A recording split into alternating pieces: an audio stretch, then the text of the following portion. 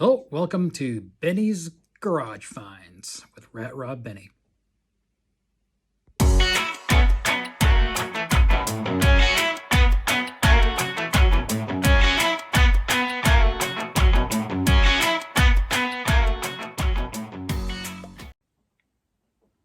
Hello, Ben here, otherwise known as Ratrod Benny, and my with my Twitter friends out there. It's I want to give this Benny's Garage Finds a go here, and I hope I see your guys' support out there and follow my adventures.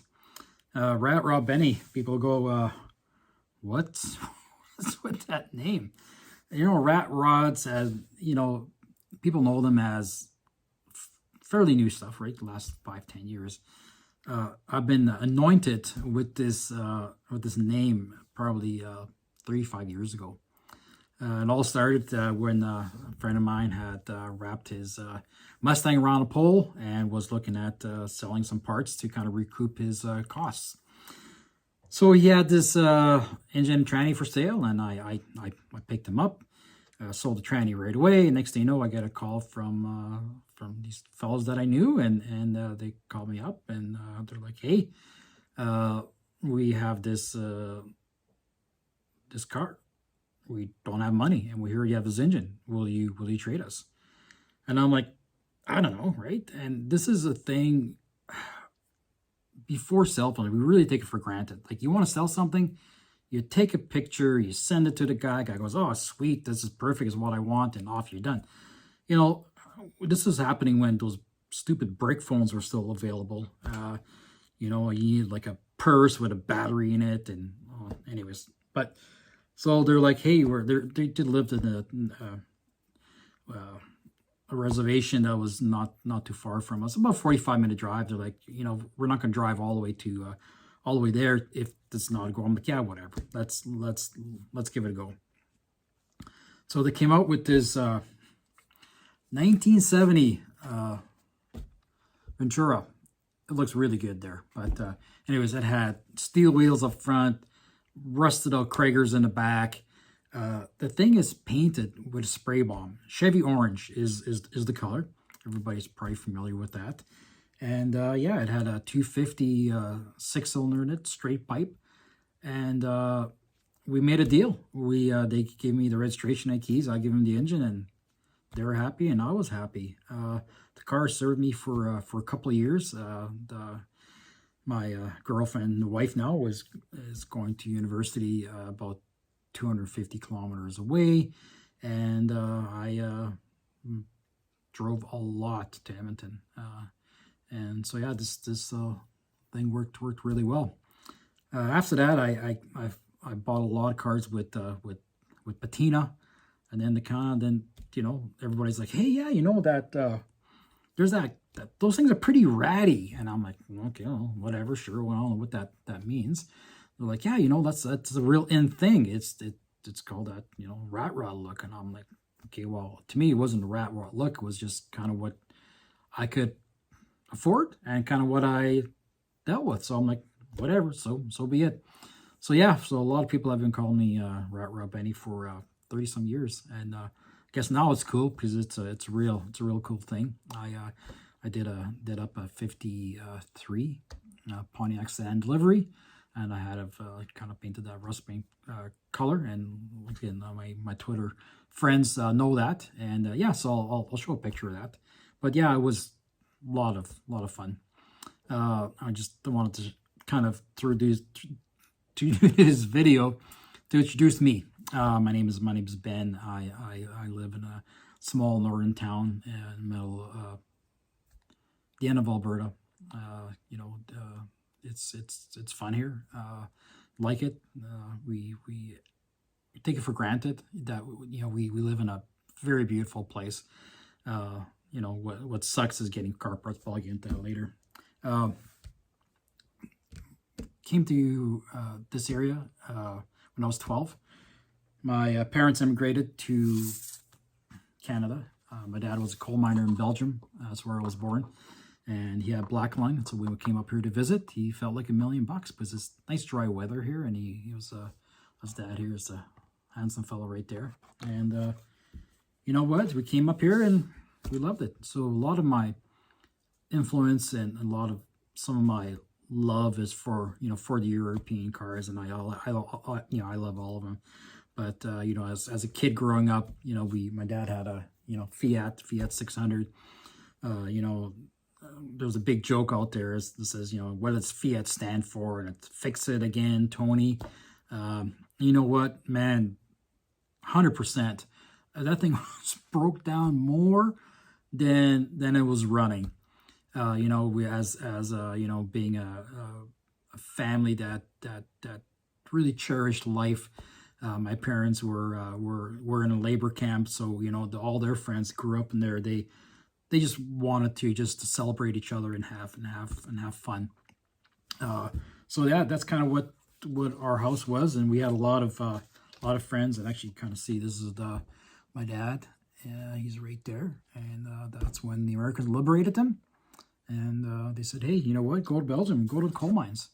And we were, so they were sent there. And you know what? We had a lot of friends, and everybody did a lot for everybody. And so, I drove a lot in little minis. We had some Renaults. My dad's good friend had an Alpha GT. And man, that is the first car I loved, and I hated. First car I got sick in. I was in the back seat. I was 10 years old, and he was honking it and hitting a lot of corners, and I'm in the back seat, and the exhaust smell and everything else, and I puked. But anyways, love it, hate it, but those cars are amazing. My sister married a German fella by the name of Horst Mueller, and he was into BMWs. So that was seen a lot of that stuff. Coming out to Canada, and you know what? I quickly switched that love of those cars and the memory of those cars to muscle cars. My first car, I couldn't afford a muscle car, so I bought a 1972 Toyota Corolla. At 15 years old, I put it in the garage, and we did some body work to it. And my dad's friend painted it yellow. We did a black bumblebee stripe on the back of it. And the first thing I did is I put shackles in the back, and when my friend Barry there, we did shackles, and to do the clearance for the back rims, we did slotted wheels with BFGs. The first thing you have to do, right? So drove the wheels off that thing. I mean, like, drove it into the ground. And then a friend of mine, Janice, was selling her car. Got married, no longer needed this car. And, I really didn't know how special this car was until now. I mean, we've seen it at Barry Jackson just the other day. Wasn't Burt Reynolds' car, but damn close. 1977. Trans Am Hearst Edition. So the Hearst Edition had small T-tops, and the T-tops kind of end right there. That thing was, the T-tops always leaked. Try to go park and make up with your girlfriend, and yeah, you're always getting rained on. So if you go park with a Hearst Trans Am, make sure it's not on a rainy day. But yeah, no, this car was fun. It had a lot of power for what it was. Really enjoyed it. And then I got into that kind of stuff and bought a brand new Trans Am at the time, 86. That wasn't fast enough. I got into some Corvettes. Got into trucks again, and did a lot of buying and selling to keep my my addiction going. I guess it is an addiction. We had, again, more Trans Ams. We had this, we had Impalas, Chevy trucks. Got into the painting. We got, it's just, you get it. The Pro Street days of, big wheels and fancy paint, and getting into some of the car stuff. And yeah, it was whatever I could afford and do. important for you guys to kind of know, you know, why I'm doing this. I'm doing this for the passion, and that's kind of what, you know. I've met a lot of people, missed a lot of good stories to, you know, to tell. Unfortunately, a lot of those people have come and gone. Some have passed away young, some have passed away old, and I really want to capture those memories that they have, and the stories that you know, that they've told me. And how this all kind of started was I had a lot of friends like, man, like, that's such a cool story. You should really throw it in video. I'm like, you know, I'm busy. So I, last 2 years with this COVID thing, I'm like, you know what? I'm gonna drop it down a notch. I'm gonna take it easy. And so yeah, this idea of Benny's Garage Finds was out there. And you know what I mean by Benny's Garage Finds, it's not going to be you know, old barn finds or anything like that. It could be, but it could be just basically what I want to do is tell the story of the people and their cars, and it's, I've had a lot of fun with it in the last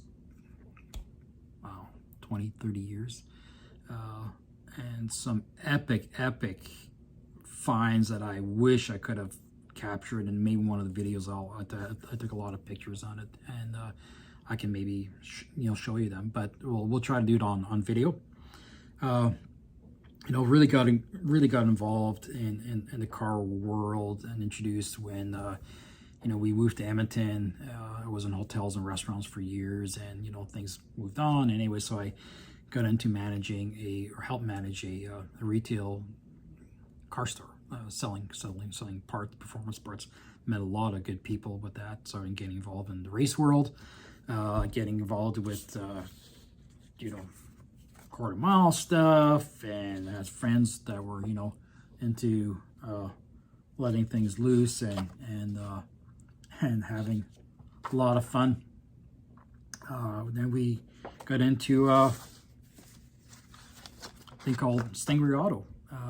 Worked for a big chemical company. They did some changes, and you know, didn't like the changes. So I, you know, of course, you're young and foolish, and you think life's good. At the time, I didn't have any kids, so I could get away with more stuff. I don't have to worry about hitting it hard in that paycheck. So a friend of mine and I started Stingray Auto.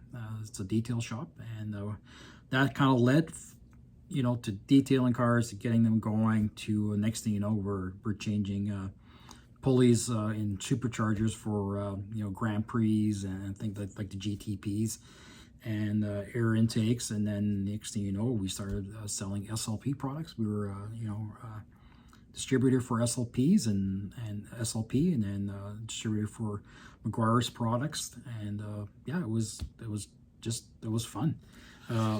Really got in, like I say, really got heavy into the car show world. Man, 1 year we did, I think, 8 cars for Powerama, and we slept in the shop for, I think, a week. My wife didn't even, you know, she didn't know who I was, right? It was fun. We did anywhere. We did, you know, lots of cars for that. Anywhere from lots of wet sanding, lots of getting stuff ready. I'm just going through pictures here. Don't mind me. But yeah, it was a blast. And unfortunately, there was a major, you know, major reset happen, and that reset led to there not being enough money for my partner and I. So we split up, and I got another job, and it kind of ended. It was sad because we were on a roll, and we really started getting into the muscle stuff. We were actually we had kind of almost had a speed shop going where we would sell used parts that were on the market, and we would, you know, send them there. A lot of cool stuff. We got a lot of the magnesium wheels from back in the days when Edmonton was a hot spot for racing. You know, had like an engineer track right in just outside of the outskirts of Edmonton. So there's a lot of racing products and a lot of stuff that people didn't want to advertise, and so if they could find a spot to do it, then they did. Wish we could have kept it going, because I would love to see where that would have went. But yeah, anyways, all that stuff kind of closed down, and life hit, and mortgage started happening, and next thing you know, kids started popping out, and you needed to pay to do. Uh, so last few years, right? You getting a little nostalgic, and you've got some friends that passed away, and you kind of really want to slow down and kind of tell the story. So the last 2 years, people have been bugging me, and that's kind of what I'm going to do now. I'm gonna, with your help, it's please join in. It's gonna be my adventures of the car world, and the people, and telling their stories. Again, that's really it. You know what? Rob Benny got a logo, and it's a rat with this hat on, and it was done by my daughter. My daughter did the drawing on it. She's pretty talented little artist, and yeah. So the car is going to be mostly it's going to be highlighted with the Canadian content, and a lot of people don't realize how hard it is for Canadians to get stuff and to fix up our cars. Some people get it. Some people, like, every time I've gone to SoCal a few times, and they're like, "You guys are crazy. You guys only drive this stuff like a month out of the year." Well, it's more than a month, and you guys put all this effort and money into your vehicles, and you can only enjoy them for a certain amount of time, where we can enjoy our cars all year round. And that is, that is true. What the fun part about that is hunting for the parts, meeting these people. Unlike in the States, the US of A, where you have so many swap meets, and those parts are everywhere. We have to hunt. We have to hunt for our parts. I've driven, like 300-400 miles for a visor for a vehicles, like a 1950s rod that I'm doing, because we can't get that stuff. That's the fun part and challenging part. I went to the Pomona swap meet. I couldn't believe it. 1,000 vendors. Like, I wore out my shoes, and met a lot of people, and like, parts are galore. Here we don't. On the 25th of February, I'm going to be going down to a city called Lethbridge. It's about 450 miles, and I'm going out there to pick up an I-beam suspension off a guy with some airbags for my international project. If you want to get those deals, you want to get those parts, you have to go, and you have to put in the miles to get them. And a lot of people, just don't get it. That's why they think Canadian hot rodders, Canadian car guys are crazy. And you know what? I think we kind of are, but in a good way, right? So again, I want to share those stories. I want to get out there and shed some light on some beautiful cars, and beautiful people. And so stick with me, please. I'll try to do something every week. Yeah, every week, and I'll get the stories out there. And if you're all want to see a certain style or blend of vehicle, whatever, email me, give me some feedback. I really really want you to enjoy this. And so the email address would be Benny's Garage Finds at gmail.com. And yeah, stay tuned to my adventures, and I hope you can join me. So I don't know what the YouTube thing says, like and subscribe. Yeah, please do that. So thank you again. Look forward to seeing you in the next couple, 3, 4, 5, 10 years. Thanks. Take care.